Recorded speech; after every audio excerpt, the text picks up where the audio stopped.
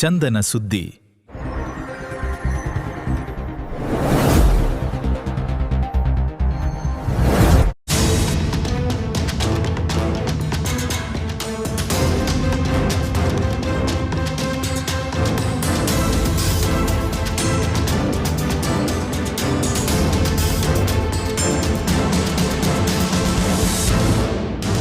KPa ಆಸರೆ ಯೋಜನೆ ಸದಸ್ಯತ್ವ ನೋಂದಣಿಗೆ ಚಾಲನೆ ನೀಡಲಾಯಿತು. ಈ ಯೋಜನೆಯ ಸದಸ್ಯತ್ವ ಪಡೆಯಲು ರೂ. ಶುಲ್ಕವನ್ನು ಪಾವತಿಸಬೇಕು. ಯೋಜನೆಯ ಸದಸ್ಯರಲ್ಲಿ ಯಾರಾದರೂ ಅಕಾಲಿಕವಾಗಿ ನಿಧನರಾದರೆ ಉಳಿದ ಸದಸ್ಯರು ತಲಾ ರೂ. ಸಹಾಯಧನವನ್ನು ನೀಡಬೇಕು. ಹೀಗೆ ಸದಸ್ಯರಿಂದ ಸಂಗ್ರಹವಾಗುವ ಮೊತ್ತವನ್ನು ಒಟ್ಟುಗೂಡಿಸಿ ನಿಧನರಾದ ಛಾಯಾಗ್ರಾಹಕರ ಕುಟುಂಬಕ್ಕೆ ರೂ. ಆರ್ಥಿಕ ನೆರವು ನೀಡಲಾಗುವುದು.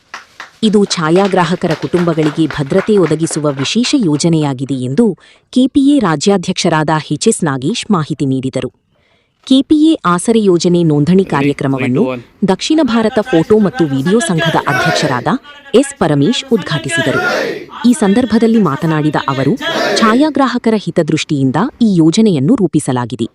ಪ್ರತಿಯೊಬ್ಬ ಛಾಯಾಗ್ರಾಹಕರು ಈ ಯೋಜನೆಯ ಸದಸ್ಯತ್ವ ಪಡೆದು ಇದರ ಪ್ರಯೋಜನ ಪಡೆಯಬೇಕು. ರಾಜ್ಯಾದ್ಯಂತ ಸದಸ್ಯತ್ವ ನೋಂದಣಿ ಆರಂಭಗೊಂಡಿದ್ದು, ವಿಶೇಷವಾಗಿ ಬೆಂಗಳೂರಿನ ಛಾಯಾಗ್ರಾಹಕರು ಹೆಚ್ಚಿನ ಸಂಖ್ಯೆಯಲ್ಲಿ ಸದಸ್ಯತ್ವ ಪಡೆಯುವಂತೆ ಕರೆ ನೀಡಿದರು.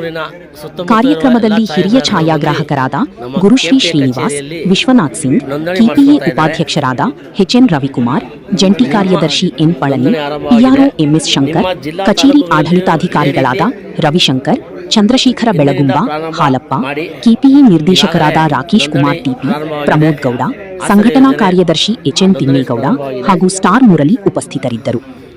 ಕಾರ್ಯಕ್ರಮಕ್ಕೆ ಕೆಪಿಎ ಕಾರ್ಯದರ್ಶಿ ಟಿಸಿ ನಾಗರಾಜ್ ಸ್ವಾಗತ ಕೋರಿದರು. ನೂರಾರು ಛಾಯಾಗ್ರಾಹಕರು, ಕೆಪಿಎ ಆಡಳಿತ ಮಂಡಳಿ ಸದಸ್ಯರು ಹಾಗೂ ಕೆಪಿಎ ಆಜೀವ ಸದಸ್ಯರು ಕಾರ್ಯಕ್ರಮದಲ್ಲಿ ಭಾಗವಹಿಸಿ ಕಾರ್ಯಕ್ರಮವನ್ನು ಯಶಸ್ವಿಗೊಳಿಸಿದರು. ಈಗಾಗಲೇ ಕೆಪಿಎ ಕಚೇರಿಯಲ್ಲಿ ಆಸರೆ ಯೋಜನೆ ಪ್ರಾರಂಭವಾಗಿದೆ. ಚಂದನ ಸುದ್ದಿ.